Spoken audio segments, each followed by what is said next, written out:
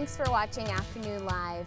Okay, you think you've hit it off with someone only to have them stop responding to your texts or phone calls. It's called ghosting, and it hurts. Here to explain why people seem to drop off the planet, we welcome back Psychologist Dr. Leah Katz. Thanks for being here. Thanks for having me. It's good to be here. So ghosting, can this happen in a dating context, but also other types of relationships? Yeah, so ghosting I think was first coined in the dating realm, and it became really popular with online dating. And that sort of popularized the whole concept, but for sure it can come up in work situations and everyday interactions, friendships. I mean, it comes up a lot. So why do people ghost? I think that depending on the situation, there's different answers for that, but a lot of it boils down to, in my mind, I'm thinking like two different categories.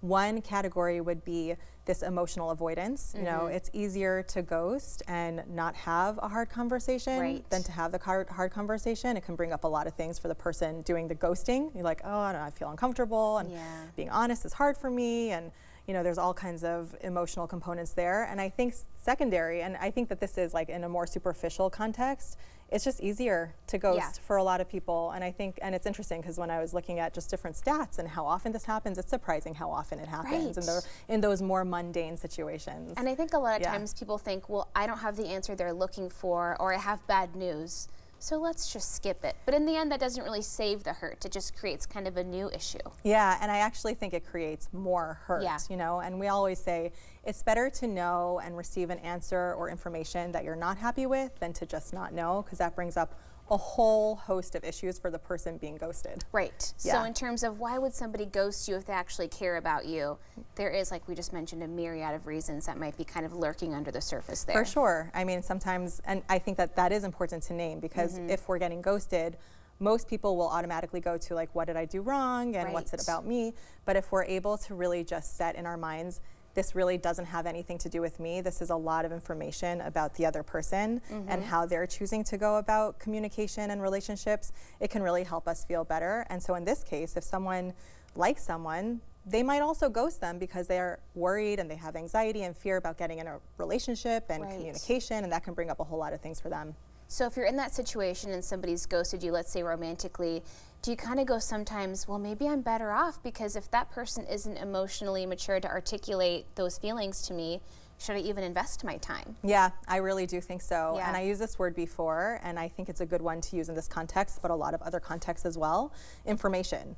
If someone's going to respond to you in that way or not respond to you in that way, instead of personalizing it, which most of us will do, go to the word information. This is information for me about their behavior. And if they're going to choose to interact with me in this way, well, that's information for me, and that probably saved me a lot of pain down the road if this is how they're going to engage with me and around hard things. That's a great way to look at it. So you've got the information. How can you respond or reach out if that's something that you want to do moving forward? Yeah, I mean, I think for a lot of people, it brings up so much anxiety getting ghosted, and we do want a sense of closure, and I don't think there's anything wrong. Sometimes people will feel like, well, the ball's in their court and I don't want to say anything. And if that works and that gives you closure, I think that's fine. But I think for a lot of people, it just creates more anxiety. So if you want to reach out to the person and send them a message and say, hey, I'm not sure what's going on here. I'd love some more information and feedback about and if you don't hear from them, I think just setting a time frame for yourself. If I don't hear back from them in 2 days or 3 days, that's it for me. That's how I'm going to get my closure. And you might send one last message and say, I haven't heard back from you. This feels open to me. I don't like the way that feels, so I'm going to close the door. I like that. Just clear and direct. I mean, a lot of times that's the best way to handle things. Just say what you mean in the first place. I don't think you can ever go wrong with skillful honesty. There you go. So why does it hurt so much? I mean, I'm thinking about these romantic situations where maybe you only met somebody once, you had a nice date, and then you never heard from them. But you can really obsess over that if you don't hear back. Why does that have so much stock for us? I think like what we were saying before, for everyone, not hearing back is going to be hard because it brings up uncertainty, and there's a lot of anxiety around uncertainty. Like our brain is going around and around trying to understand what happened, as it should. It's an adaptive response. We're trying to prepare ourselves and understand the world around us. So it's going to bring that up, and then depending on the individual's history, it can bring up other unique dynamics. So a fear of abandonment. I mean, I hear that one come up a lot in therapy work, where people have this happen to them, and it brings up a lot of old hurt that they're not even necessarily aware of, but it can make the ghosting situation really painful. So let's say you know that you're somebody who's been guilty of ghosting in the past. how do you get yourself out of that and say, hold on, I've got to think about the other person's feelings in this scenario? Yeah, I think getting in touch with your own integrity is always really important. Asking yourself the question, how do I want to show up in this world, and how do I want to show up in relationships? Do I want to be the kind of person who's going to do that to other people? So getting clear on that, I think most people, if you ask yourself that question, the answer will be, no, I don't want to do that to someone else. And then keeping it really honest. And I think this makes it easier. Honesty, it doesn't mean like you have to have a long, drawn out conversation. It could be really short and succinct. I really enjoyed our time together. I'm just not feeling it. I think that this isn't the right thing for me.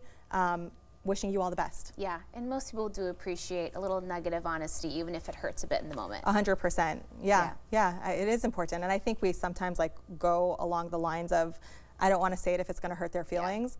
But I think sometimes the truth does hurt, and that's why I said like skillful honesty. It doesn't mean like just let it loose, but say it in a nice way and be honest. There you go. Yeah. Thank you so much. It was great to see you. It's so good to see you. Thanks for having me. Information. And we'll have more on our website at katu.com. We'll be right back with more Afternoon Live right after this.